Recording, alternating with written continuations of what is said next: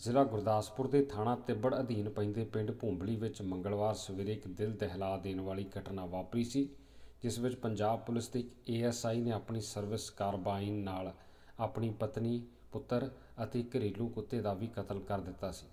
ਕਤਲ ਕਰਨ ਤੋਂ ਬਾਅਦ ਮੁਲਜ਼ਮ ਮਾਮਲੇ ਦੀ ਚਸ਼ਮਦੀਦ ਗੁਆਂਢੀ ਇੱਕ ਔਰਤ ਨੂੰ ਅਗਵਾ ਕਰਕੇ ਵੀ ਫਰਾਰ ਹੋ ਗਿਆ ਸੀ।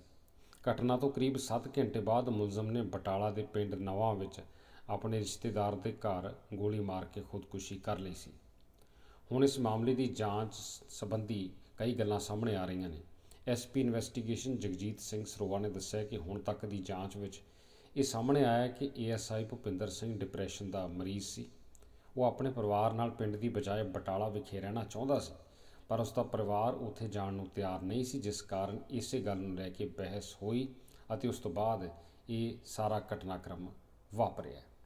ਪਤਾ ਲੱਗਿਆ ਕਿ ਗੁਆਂਢ ਵਿੱਚ ਰਹਿੰਦੀ ਔਰਤ ਮਨਜੀਤ ਕੌਰ ਨੇ ਇਹ ਸਾਰੀ ਘਟਨਾ ਵੇਖ ਲਈ ਸੀ, ਜਿਸ ਕਾਰਨ ਭੁਪਿੰਦਰ ਸਿੰਘ ਘਬਰਾ ਕੇ ਉਸ ਨੂੰ ਆਪਣੇ ਨਾਲ ਲੈ ਗਿਆ, ਕਿਉਂਕਿ ਉਸ ਨੂੰ ਪਤਾ ਸੀ ਕਿ ਇਹੀ ਔਰਤ ਇਸ ਘਟਨਾਕ੍ਰਮ ਦੀ ਇਕੱਲੀ ਚਸ਼ਮਦੀਦ ਗਵਾਹ ਹੈ। ਇਸ ਉਪਰੰਤ ਉਹ ਘਰ ਵਿੱਚ ਲੁਕ ਗਿਆ ਸੀ ਤੇ ਪੁਲਿਸ ਟੀਮਾਂ ਨੇ ਉਸ ਦਾ ਪਿੱਛਾ ਕਰਕੇ ਘਰ ਦੀ ਘੇਰਾਬੰਦੀ ਕੀਤੀ ਅਤੇ ਔਰਤ ਨੂੰ ਉਸ ਦੇ ਚੁੰਗਲ ਤੋਂ ਛਡਵਾਇਆ ਗਿਆ। ਇਹ ਵੀ ਦੱਸਿਆ ਗਿਆ ਕਿ ਪਹਿਲਾਂ ਵੀ ਭੁਪਿੰਦਰ ਸਿੰਘ ਦੇ ਖਿਲਾਫ ਥਾਣਾ ਤਿੱਬੜ ਵਿਖੇ ਕਤਲ ਦਾ ਮਾਮਲਾ ਦਰਜ ਹੋਇਆ ਸੀ। ਇਹ ਵੀ ਦੱਸਿਆ ਗਿਆ ਕਿ ਉਸ ਦੇ ਰਿਸ਼ਤੇਦਾਰ ਤੇ ਬਾਹਰ ਰਹਿੰਦੇ ਉਸ ਦੇ ਲੜਕੇ ਨਾਲ ਵੀ ਗੱਲ ਹੋਈ ਸੀ, ਪਰ ਉਸਨੇ ਆਤਮ ਸਮਰਪਣ ਨਹੀਂ ਕੀਤਾ ਅਤੇ ਬਾਅਦ ਵਿੱਚ ਖੁਦ ਨੂੰ ਗੋਲੀ ਮਾਰ ਲਈ।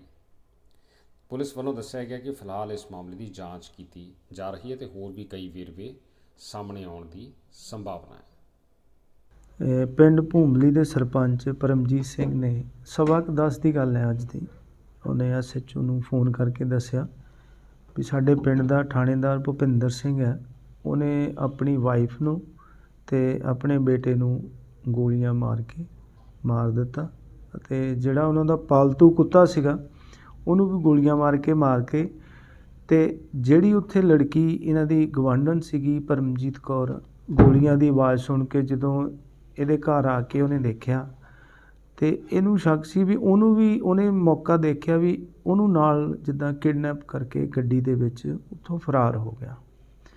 ਅਸੀਂ ਮੌਕੇ 'ਤੇ ਪਹੁੰਚੇ, ਸਾਡੀਆਂ ਸਾਰੀਆਂ ਟੀਮਾਂ, SSP ਸਾਹਿਬ, ਸਾਰੀਆਂ ਟੀਮਾਂ ਜਦੋਂ ਅਸੀਂ ਮੌਕੇ 'ਤੇ ਪਹੁੰਚੇ, ਉਹ ਜਦੋਂ ਦੇਖਿਆ ਸਾਰਾ ਹਾਲਾਤ, ਉਹਦੇ 'ਤੇ ਜਿਹੜੀ ਇਹਦੀ ਵਾਈਫ ਸੀਗੀ ਉਹਦੀ ਬਲਜੀਤ ਕੌਰ ਉਹਨਾਂ ਦਾ ਨਾਂ ਸੀ, ਉਹਨਾਂ ਦੇ ਪੇਰੈਂਟਸ ਨੂੰ ਜਦੋਂ ਬੁਲਾਇਆ, ਉਹਨਾਂ ਦੇ ਦੀਦਾਰ ਸਿੰਘ ਸਨ ਆਫ ਚੰਨਨ ਸਿੰਘ ਦੇ ਸਟੇਟਮੈਂਟ 'ਤੇ ਅਸੀਂ ਕੇਸ ਰਜਿਸਟਰਡ ਕੀਤਾ FIR number 30 under section 302 364 IPC ਅਤੇ ਆਰਮ ਐਕਟ ਦਾ ਪਰਚਾ ਦਰਜ ਕਰਕੇ ਅਸੀਂ ਤਫਤੀਸ਼ ਸ਼ੁਰੂ ਕਰ ਦਿੱਤੀ।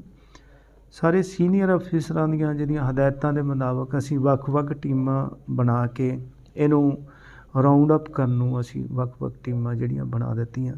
ਸਾਡੇ ਸਾਰੇ ਸੈੱਲ, ਟੈਕਨੀਕਲ ਸੈੱਲ ਜਿਹੜੇ ਨਾਲ ਇਹਦੇ 'ਤੇ ਵਰਕ ਕਰਨ ਲੱਗ ਪਏ ਅਤੇ ਅਖੀਰ ਇਹਨੂੰ ਅਸੀਂ ਬਟਾਲੇ ਦੇ ਕੋਲ ਜਿਹੜਾ ਨਵਾਂ ਪਿੰਡ ਆ, ਇਹਦੇ ਵਿਚੋਲਿਆਂ ਦਾ ਪਿੰਡ ਹੈ, ਇਹਦਾ ਰਿਸ਼ਤਾ ਕਰਾਇਆ ਸੀ ਉਹਨਾਂ ਦੇ ਘਰ ਅਸੀਂ ਇਹਨੂੰ ਘੇਰਾਬੰਦੀ ਪਾ ਲਈ ਸਾਰੀ। ਅਤੇ ਉਸ ਟਾਈਮ ਜਿਹੜੀ ਪਿੰਡ ਦੀ ਲੜਕੀ ਜਿਹਨੂੰ ਨਾਲ ਲੈ ਕੇ ਗਿਆ ਸੀ ਇਹ ਮਨਜੀਤ ਕੌਰ, ਡਾਟਰ ਆਫ ਸਵਰਨ ਸਿੰਘ, ਇਹ ਵੀ ਉਸ ਘਰ ਦੇ ਅੰਦਰ ਸੀ ਅਤੇ ਘਰ ਨੂੰ ਇਹਨੇ ਬੰਦ ਕੀਤਾ ਹੋਇਆ ਸੀ। ਜਦੋਂ ਅਸੀਂ ਮੌਕੇ 'ਤੇ ਪਹੁੰਚੇ ਅਤੇ ਕਿਚਨ ਸੀਗੀ ਉੱਥੇ, ਕਿਚਨ ਦੀ ਇੱਕ ਖਿੜਕੀ ਜਿੱਦਾਂ ਸਰਵਿਸ ਵਿੰਡੋ ਵਗੈਰਾ ਉਹ ਬਾਹਰ ਨੂੰ ਖੁੱਲ੍ਹਦੀ ਸੀ, ਉੱਥੋਂ ਅਸੀਂ ਇਹਦੇ ਨਾਲ ਜਿਹੜੀ ਗੱਲਬਾਤ ਕਰਨ ਲੱਗੇ।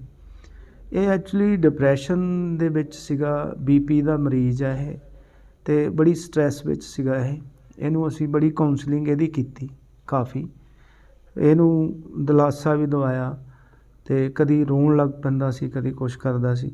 ਫਿਰ ਹੌਲੀ ਹੌਲੀ ਅਸੀਂ ਇਹਨੂੰ ਕਰਕੇ, ਇਹਨੇ ਜਿਹੜੀ ਆਪਣੀ ਗਨ ਸੀਗੀ ਇਹਦੇ ਹੱਥ 'ਚ ਹੀ ਸੀਗੀ ਉਹ, ਅਤੇ ਇਹਨੂੰ ਅਸੀਂ ਕਾਉਂਸਲਿੰਗ ਕਰਕੇ ਜਿਹੜੀ ਲੜਕੀ ਆ ਬੜੀ ਮੁਸਤੈਦੀ ਦੇ ਨਾਲ, ਜਿਹੜੀ ਇਹਦੇ ਮਨਜੀਤ ਕੌਰ ਇਹ ਆਪਣੇ ਅੰਦਰ ਸੀ ਇਹਦੇ ਨਾਲ ਰੱਖੀ, ਉਹਨੂੰ ਅਸੀਂ ਬੜੀ ਮੁਸ਼ਕਿਲ ਦੇ ਨਾਲ ਜਿਹੜਾ ਉਹਦੇ ਚੁੰਗਲ 'ਚੋਂ ਛੁਡਾ ਕੇ ਅਸੀਂ ਬਾਹਰ ਲੈ ਕੇ ਗਏ। ਫਿਰ ਇਹਦੇ ਨਾਲ ਅਸੀਂ ਕਈ ਗੱਲਾਂ ਇਹਦੀਆਂ ਅਸੀਂ ਕਿਹਾ ਵੀ ਅਸੀਂ ਇੱਦਾਂ ਕਰ ਦੂੰਗੇ, ਉਹ ਕਰ ਦੂੰਗੇ, ਇਹਨੂੰ ਵਿਸ਼ਵਾਸ 'ਚ ਲੈਣ ਦੀ ਕੋਸ਼ਿਸ਼ ਕੀਤੀ, ਸਾਡੇ ਵਿਸ਼ਵਾਸ ਵਿੱਚ ਵੀ ਆ ਗਿਆ ਸੀ। ਕਾਫੀ ਘੰਟਿਆਂ ਦੀ ਜੱਦੋਜਹਿਦ ਬਾਅਦ ਇਹਨੇ ਫਿਰ ਡਿਪਰੈਸ਼ਨ 'ਚ ਆ ਕੇ ਇਹਦੇ ਰਿਸ਼ਤੇਦਾਰਾਂ ਨਾਲ, ਇੱਕ ਬੇਟਾ ਇਹਦਾ ਬਾਹਰ ਕੈਨੇਡਾ 'ਚ ਰਹਿੰਦਾ, ਉਹਦੇ ਨਾਲ ਵੀ ਐਕਚੁਅਲੀ ਉੱਥੇ ਰਾਤ ਸੀਗੀ, ਉਹਦੇ ਨਾਲ ਵੀ ਇਹਦੀ ਗੱਲ-ਗੁੱਲ ਕਰਾਈ, ਉਹਦਾ ਦੱਸਿਆ। ਇਹ ਇਹੀ ਕਹੀ ਜਾਂਦਾ ਸੀ ਵੀ ਮੈਂ ਆਪਣੇ ਆਪ ਨੂੰ ਗੋਲੀ ਮਾਰ ਲੈਣੀ ਆ, ਇਹਨੂੰ ਵੀ ਬਲਜੀਤ ਕੌਰ ਨੂੰ ਵੀ ਮਾਰ ਦੇਣੀ ਆ। ਅਤੇ ਅਸੀਂ ਬਲਜੀਤ ਕੌਰ ਨੂੰ ਤਾਂ ਕੱਢ ਲਿਆ ਬਾਹਰ ਬੜੀ ਮੁਸ਼ਕਲ ਦੇ ਨਾਲ, ਪਰ ਇਹਨੇ ਅਖੀਰ ਮੈਡੀਸਨ ਵੀ ਖਾਧੀ, ਇਹਨੂੰ ਮੈਡੀਸਨ ਵੀ ਖਿਲਵਾਈ, ਅਸੀਂ ਖਾਣਾ ਵੀ ਇਹਨੂੰ ਅੰਦਰੋਂ ਦਿੱਤਾ, ਪਰ ਸਾਡੇ 'ਤੇ ਵਿਸ਼ਵਾਸ ਨਹੀਂ ਸੀ ਕਰਦਾ। ਅਖੀਰ ਇਹਨੇ ਆਪਣੇ ਆਪ ਨੂੰ ਜਿਹੜੀ ਗੋਲੀਆਂ ਮਾਰ ਕੇ ਅਤੇ ਆਪਣੇ ਆਪ ਨੂੰ ਖ਼ਤਮ ਕਰ ਲਿਆ ਸੀ। ਬਾਕੀ ਇਨਵੈਸਟੀਗੇਸ਼ਨ ਚੱਲ ਰਹੀ ਆ। ਬਾਕੀ ਇਹਨਾਂ ਦੇ ਪੇਰੈਂਟਸ ਨੂੰ ਬੁਲਾ ਲਿਆ, ਇਹਨਾਂ ਦੇ ਇਨ-ਲਾਜ਼ ਜਿਹੜੇ ਸੀਗੇ ਉਹਨਾਂ ਨਾਲ ਵੀ ਸਾਡੀ ਗੱਲ ਹੋ ਰਹੀ ਆ, ਅਤੇ ਇਹਦੇ 'ਤੇ ਅਸੀਂ ਕਰ ਰਹੇ ਗੱਲ। ਕਿਸੇ ਤਰ੍ਹਾਂ ਦਾ ਕੋਈ ਮਾਮਲਾ ਸਰ ਦਰਜ ਕੀਤਾ ਗਿਆ ਕੋਈ? ਹਾਂਜੀ, FIR ਨੰਬਰ 30 ਤੁਹਾਨੂੰ ਦੱਸਿਆ, 302 364 IPC ਪਰਚਾ ਦਰਜ ਕੀਤਾ ਹੈ। ਸਰ ਇਸ ਭੁਪਿੰਦਰ ਸਿੰਘ ਕਿੱਥੇ ਤੈਨਾਤ ਸੀਗਾ ਜੀ? ਇਹ ਅੰਮ੍ਰਿਤਸਰ ਗਾਰਡ 'ਤੇ ਆ, ਸਿਕਿਉਰਿਟੀ 'ਤੇ ਲੱਗਾ ਹੋਇਆ ਹੈ, ਗਾਰਡ 'ਤੇ ਡਿਊਟੀ ਕਰਦਾ ਸੀ ਇਹ। ਸਰ ਇਹਨੇ ਆਪਣੇ ਬੇਟੇ ਨੂੰ ਕਿੰਨੀਆਂ ਗੋਲੀਆਂ ਮਾਰੀਆਂ ਸਨ ਜਾਂ ਆਪਣੀ ਨਾਲੇ ਵਾਈਫ ਨੂੰ? ਜਿਹੜੀਆਂ ਮੌਕੇ 'ਤੇ ਅਸੀਂ ਇਮੀਡੀਏਟਲੀ ਪਹੁੰਚ ਕੇ ਦੇਖਿਆ, ਹੁਣ ਪੋਸਟਮਾਰਟਮ ਤੋਂ ਵੀ ਸਾਰੀਆਂ ਗੱਲਾਂ ਆਉਗੀਆਂ ਸਾਹਮਣੇ। ਦੇਖਣ ਨੂੰ 3 ਕੁ ਗੋਲੀਆਂ ਉਹਦੇ ਵੱਜੀਆਂ ਲੱਗਦੀਆਂ ਸੀ, 3 ਕੁ ਗੋਲੀਆਂ ਉਹਦੀ ਵਾਈਫ 'ਤੇ ਵੱਜੀਆਂ ਲੱਗਦੀਆਂ ਸੀ। ਜਿਹੜੀ ਡੂੰਘਾਈ ਦੀ ਅੱਗੇ ਇਨਵੈਸਟੀਗੇਸ਼ਨ ਦੇ ਵਿੱਚ ਆ ਜਾਣੀ, ਪੋਸਟਮਾਰਟਮ ਦੀਆਂ ਰਿਪੋਰਟ 'ਚ ਆ ਜਾਣੀਆਂ ਸਾਰੀਆਂ ਇਹ ਚੀਜ਼ਾਂ। ਸਰ ਰੀਜਨ ਕੀ ਨਿਕਲ ਕੇ ਸਾਹਮਣੇ ਆਇਆ ਜੀ ਹੁਣ ਤੱਕ? ਇਹ ਸਾਰੀ ਜਿਹੜੀ Actually, ਬੇਟੇ ਨੂੰ ਕਿਉਂ ਮਾਰਿਆ ਜਾਂ ਕਿ ਵਾਈਫ ਦੇ ਨਾਲ? ਇਹਨਾਂ ਸਾਡੀ ਜਦੋਂ ਅੰਦਰ ਸੀਗਾ, ਇਹਨਾਂ ਸਾਡੀ ਗੱਲ ਚੱਲਦੀ ਰਹੀ, ਇਹਨੇ ਜੋ ਸਾਨੂੰ ਦੱਸਿਆ, ਇਹ ਪਰਿਵਾਰ ਪਿੰਡ ਦੇ ਵਿੱਚ ਕੋਈ ਬਹੁਤਾ ਉੱਥੇ ਰਹਿ ਕੇ ਖੁਸ਼ ਨਹੀਂ ਸੀਗਾ। ਇਹ ਆਪਣੀ ਵਾਈਫ ਨੂੰ ਕਹਿੰਦਾ ਸੀ ਇੱਥੋਂ ਸ਼ਿਫਟ ਹੋ ਕੇ ਆਪਾਂ ਬਟਾਲੇ ਰਹਿਣਾ, ਬਟਾਲੇ ਆਪਾਂ ਰਹਿਣਾ।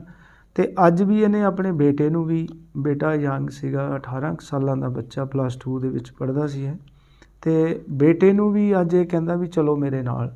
ਬਸ ਇਸੇ ਬਹਿਸ ਵਸਾਈ ਦੇ ਵਿੱਚ ਇਹ ਪਹਿਲਾਂ ਬੇਟੇ ਨੂੰ ਮਾਰੀ ਗੋਲੀ, ਫਿਰ ਉਹ ਵਾਈਫ ਨੇ ਵੀ ਉਹਨੂੰ ਬਚਾਉਣ ਦੀ ਖਾਤਰ ਫਿਰ ਉਹਨੂੰ ਵੀ ਮਾਰ ਦਿੱਤੀਆਂ। ਬਸ ਇਸ ਗੱਲ ਤੋਂ ਹੀ ਹੋਇਆ ਜੋ ਸਾਡੀ ਹੁਣ ਤੱਕ ਦੀ ਤਫਤੀਸ਼ ਦੇ ਵਿੱਚ। ਪਾਲਤੂ ਕੁੱਤੇ ਨੂੰ ਵੀ ਆਪਣੇ ਪਾਲਤੂ ਕੁੱਤੇ ਨੂੰ ਵੀ ਮਾਰਤੀਆਂ ਨੇ ਗੋਲੀਆਂ। ਜਰਮਨ ਸ਼ੈਫਰਡ ਕੁੱਤਾ ਸੀਗਾ ਇਹਨਾਂ ਦਾ ਪਾਲਤੂ, ਉਹਨੂੰ ਵੀ ਮਾਰੀਆਂ ਨੇ, ਉਹਨੂੰ ਵੀ ਮਾਰ ਦਿੱਤਾ। ਕਾਰਬਾਈਨ ਸੀਗੀ ਇਹ ਗਨ। ਤਾਂ ਇਹ ਸਰਕਾਰੀ ਹਾਂ, ਡਿਊਟੀ 'ਤੇ ਸੀਗਾ ਇਹ, ਗਾਰਡ 'ਤੇ ਉਦੋਂ। ਸਰ ਜਿਹੜੀ ਇੱਕ CCTV ਨਿਕਲ ਕੇ ਸਾਹਮਣੇ ਆ ਰਹੀ ਹੈ ਜਿਸ ਦੇ ਵਿੱਚ ਪਹਿਲਾਂ ਘਰੋਂ ਬਾਹਰ ਨਿਕਲਦਾ ਕਾਰਬਨ ਲੈ ਕੇ, ਉਸ ਤੋਂ ਬਾਅਦ ਇੱਕ ਲੇਡੀਜ਼ ਨੂੰ ਨਾਲ ਲੈ ਕੇ ਅੰਦਰ ਵੀ ਜਾਂਦਾ, ਉਹਦੇ ਬਾਰੇ ਕੋਈ ਨਿਕਲਿਆ ਨਹੀਂ ਹੁਣ ਤੱਕ ਸਾਹਮਣੇ? ਉਹੀ ਲੇਡੀਜ਼ ਹੈ ਜਿਹਨੂੰ ਗੱਡੀ 'ਚ ਲੈ ਗਿਆ ਹੈ।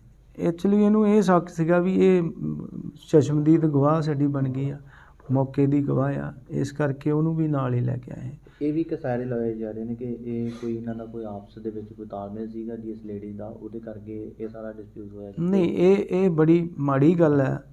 ਜਿਹੜੀ ਉਹ ਲੜਕੀ ਆ, ਉਹ ਪਿੰਡ ਦੀ ਹੀ ਲੜਕੀ ਆ, ਉਹਦੇ ਹਸਬੈਂਡ ਦੀ ਡੈਥ ਹੋਈ ਆ। ਬਹੁਤ ਸਾਰੇ ਚੈਨਲਾਂ ਨੇ ਗਲਤ ਖਬਰ ਚਲਾਤੀ ਪ੍ਰੇਮਿਕਾ, ਇਹ ਬਹੁਤ ਮਾੜੀ ਗੱਲ ਹੈ। ਇਹ ਕਿਸੇ 'ਤੇ ਨਹੀਂ ਇਹ ਗੱਲ ਕਰਨੀ ਚਾਹੀਦੀ, ਬਗੈਰ ਸੋਚੇ ਸਮਝੇ ਇਹ ਗੱਲ ਨਹੀਂ ਕਰਨੀ ਚਾਹੀਦੀ। ਸਾਡੀ ਹੁਣ ਤੱਕ ਦੀ ਤਫਤੀਸ਼ 'ਚ ਇੱਦਾਂ ਦੀ ਕੋਈ ਗੱਲ ਨਹੀਂ ਆਈ ਹੈ। ਸਰ ਜਿਸ ਤਰ੍ਹਾਂ ਇਹ ਡਿਊਟੀ ਤੋਂ ਆਪਣਾ ਕਾਰਬਨ ਜਿਹੜੀ ਉਹ ਜਮ੍ਹਾਂ ਨਹੀਂ ਕਰਾਉਂਦੇ ਜਾਂ ਸਰ ਉੱਥੋਂ ਜਾਣਬੁੱਝ ਕੇ ਲੈ ਕੇ? ਉਹ ਅਸੀਂ ਤਫਤੀਸ਼ 'ਚ ਦੇਖਦੇ ਸਾਰੀ ਗੱਲ ਹੁਣ ਕਿੱਦਾਂ ਹੋਈ।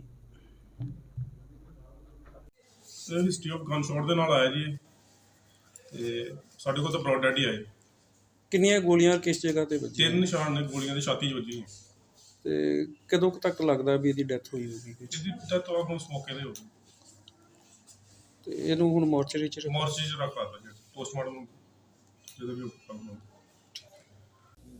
हाँ जी, हमें एक इंटीमेशन मिला था गुरदासपुर से, एक वहाँ पे डबल मर्डर हुआ है। एक ASI है भूपिंदर सिंह, उन्होंने वहाँ पे मर्डर करके आगे एक होस्टेज ਨੂੰ ਲੈ ਕੇ ਬਟਾਲਾ की तरफ मूव कर रहे हैं। तो ਆਪਾਂ ਬਟਾਲਾ ਦੀ ਜੋ ਸਾਰੀ ਫੋਰਸ ਜੋ ਹੈਗੇ ਆਪਣੇ SP ਸਾਹਿਬ SPD ਸਾਹਿਬ ਦੀ ਟੀਮ ਹੈਗੇ, DSPD ਹੈਗੇ ਆ, ਪਿੱਛੇ DSP ਸਿਟੀ ਫਤਿਹਗੜ੍ਹ ਚੂੜੀਆ, ਜਿਨ੍ਹਾਂ ਦੀ ਏਰੀਆ ਪੈਂਦੀ ਹੈ, ਸਾਰਿਆਂ ਨੇ ਆਪਣਾ ਟੀਮ ਇੱਥੇ ਤਿਆਰ ਕਰਕੇ ਉਹ ਚੈੱਕ ਕਰ ਰਹੇ ਸੀਗੇ।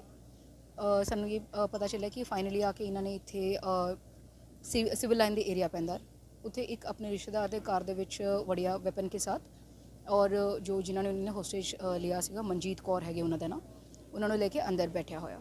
ਤੋ ਤਕਰੀਬਨ 11:30 ਵਜੇ ਸਾਡਾ ਆਪਰੇਸ਼ਨ ਸ਼ੁਰੂ ਹੋਇਆ ਸੀਗਾ ਜੀ।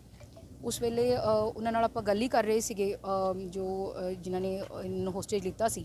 ਸਾਡਾ ਮਕਸਦ ਇਹੀ ਸੀਗਾ ਕਿ ਇਹ ਹੋਸਟੇਜ ਨੂੰ ਫ੍ਰੀ ਕਰਨ ਔਰ ਆਪਣੇ ਆਪ ਨੂੰ ਸਰੈਂਡਰ ਕਰਨ। ਤੋ ਆਪਾਂ ਇਹਨਾਂ ਨਾਲ ਗੱਲ ਕਰਦੇ ਇਹ ਇਸ 'ਤੇ ਹੋਸਟੇਜ ਨੂੰ ਫ੍ਰੀ ਕਰਨ ਨੂੰ ਸਕਸੈਸਫੁਲ ਹੋ ਗਏ ਜੀ।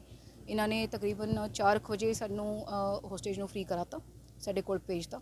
ਫਿਰ ਉਸ ਤੋਂ ਬਾਅਦ ਆਪਾਂ ਕੋਸ਼ਿਸ਼ ਕਰ ਰਹੇ ਸੀਗੇ ਇਹ ਆਪਣੇ ਆਪ ਨੂੰ ਵੈਪਨ ਨੂੰ ਛੱਡੇ ਉੱਥੇ ਔਰ ਆ ਕੇ ਆਪਣੇ ਆਪ ਨੂੰ ਸਰੈਂਡਰ ਕਰਨ, ਲੇਕਿਨ ਇਸ 'ਤੇ ਫਾਈਨਲੀ ਸਾਨੂੰ ਹੁਣ 5 ਵਜੇ 5:03 ਤੱਕ ਇਹ ਉਹਨਾਂ ਦੀ ਆਪਣੇ ਆਪ ਨੂੰ ਅੰਦਰ ਗੋਲੀ ਮਾਰਨ ਦਾ आवाज़ आया। तो फिर हमने दरवाज़ा तोड़ के अंदर गए, चेक किए, तो फिर उन्होंने अपने आप को शॉट कर लिया था।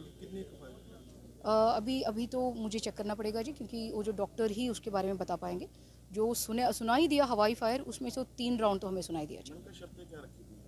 ये शर्तें उनका ये था जी कि वो अपने आप वो वेपन लेके जाना चाहता था, कुड़ी नूं लेके जाना चाहता था गुरदासपुर, लेकिन वो सेफ़ नहीं होता है कि हमने जो ऑलरेडी जो मर्डर कमिट करके आए हुए होते हैं, हम एक सिटीज़न की लाइफ को डेंजर में नहीं लगा सकते हैं। तो हम उनको यही कन्विंस कर रहे थे कि आप वेपन छोड़ दीजिए, जैसे आप बोलेंगे हम वैसे सरेंडर करवा देंगे, कोई दिक्कत नहीं है। मामला कोई तक सामने आया, ये लड़की का मामला तो नहीं जिसमें लेके आया था? अभी तक तो कोई सामने नहीं आया जी। अब हमने उनसे बात कर लेंगे तो फिर तब जो मंजीत कौर है जो होस्टेज है उनसे बात करेंगे तो पता चलेगा, लेकिन उनको भी ज़्यादा आइडिया नहीं है इसके बारे में।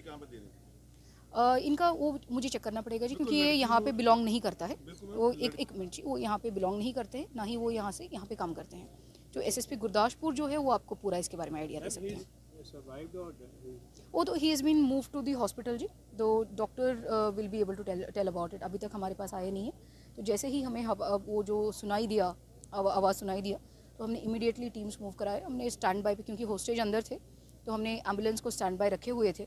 जैसे ही सुनाई दिया तो हमने उनको मूव कराया हॉस्पिटल।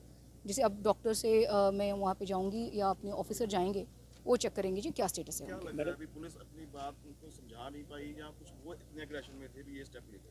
ये समझाने की बात नहीं होती है जी, क्योंकि किसी का अपनी मेंटल स्टेट होती है। हमने 6 घंटे लगाए इनके साथ, बैठे रहे, उनसे बात करें।